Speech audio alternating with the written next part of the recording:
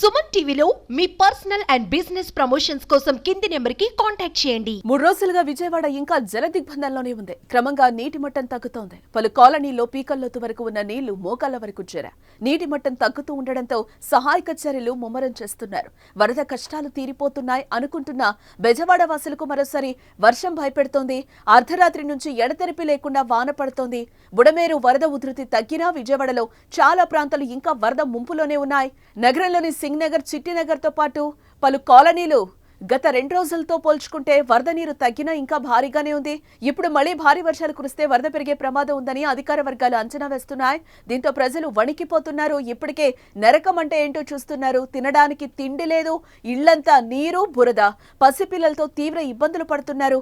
కొంతమంది కట్టుబట్టలతో ఇళ్లు విడిచి వెళ్లిపోతున్న పరిస్థితి కనిపిస్తోంది. అక్కడ వేలాది మంది సర్వం కోల్పోయారు. విద్యార్థుల సర్టిఫికేట్లు నీళ్లలో తడిసిపోయాయి. వరదల్లో ప్రాణాలు కలిసిపోయాయి. ఇంతటి దుర్భర పరిస్థితుల నుంచి కోలుకుంటున్న సమయంలో మళ్లీ వర్షంతో తీవ్ర ఆందోళనకు గురవుతున్నారు. వాతావరణ శాఖ హెచ్చరికలతో అధికారులు అప్రమత్తమయ్యారు. ముందు జాగ్రత్త చర్యలు చేపట్టారు. ప్రకాశం బ్యారేజ్ వద్ద నీటి మట్టం పూర్తిగా తగ్గింది. దీంతో రెండో ప్రమాద హెచ్చరికను ప్రభుత్వం ఉపసంహరించుకుంది. బ్యారేజ్ వద్ద ఈ రోజు ఉదయం 5,25,000 వరద ప్రవాహం చేరుకుంది.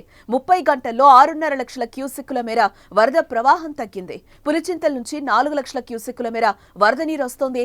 వైరా, మున్నేరు, కట్టలేరు, కీసర వంటి ఉపనదుల నుంచి పూర్తిగా వరద ప్రవాహం తగ్గిపోయింది. ఫలితంగా ప్రకాశం బ్యారేజ్ కు వరద ప్రవాహం పూర్తిగా తగ్గింది. బ్యారేజ్ దిగువ భాగంలో నదీ తీర ప్రాంతాల్లో జల దిగ్బంధనం నుంచి గ్రామాలు క్రమంగా బయటపడుతున్నాయి. మళ్లీ వర్షం వస్తే కృష్ణానది మరోసారి ఉగ్రరూపం దాల్చే అవకాశం కనిపిస్తోంది. ఇటు మరోవైపు విజయవాడలో సహాయక చర్యలైతే కొనసాగుతున్నాయి. హెలికాప్టర్లు, డ్రోన్ల సాయంతో ఆహారం, మంచినీళ్లు ఇస్తున్నారు. ఆహారం పంపిణీకి డ్రోన్లను ఉపయోగిస్తున్నారు. ప్రభుత్వంతో పాటు స్వచ్ఛంద సంస్థలు వరద బాధితులకు సాయం చేయడానికి ముందుకొచ్చాయి. అయితే చాలా చోట్ల ప్రజల ఆకలితో అలమటిస్తున్నారు.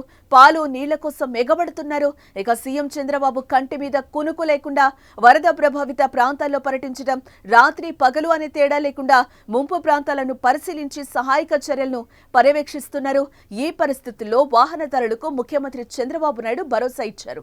బైక్లు, కార్లు, ఆటోలు ఇలా వాహనాలన్నింటినీ శుభ్రం చేసే బాధ్యత కూడా తామే తీసుకుంటామని అన్నారు. వాటికి రిపేర్లు కూడా చేయించే బాధ్యత తమదేనని పేర్కొన్నారు. ఆయా వాహనాల ఇన్సూరెన్స్ క్లైమ్స్ సైతం 15 రోజుల్లో సెటిల్ అయ్యేలా బ్యాంకర్లు, ఇన్సూరెన్స్ కంపెనీలతో మాట్లాడతామని చంద్రబాబు హామీనిచ్చారు. 1-2 రోజుల్లో బ్యాంకర్లు, ఇన్సూరెన్స్ కంపెనీలతో సమావేశమవుతామని, వాటికి సంబంధించిన డాక్యుమెంట్లను ఇప్పిస్తామని అంటున్నారు.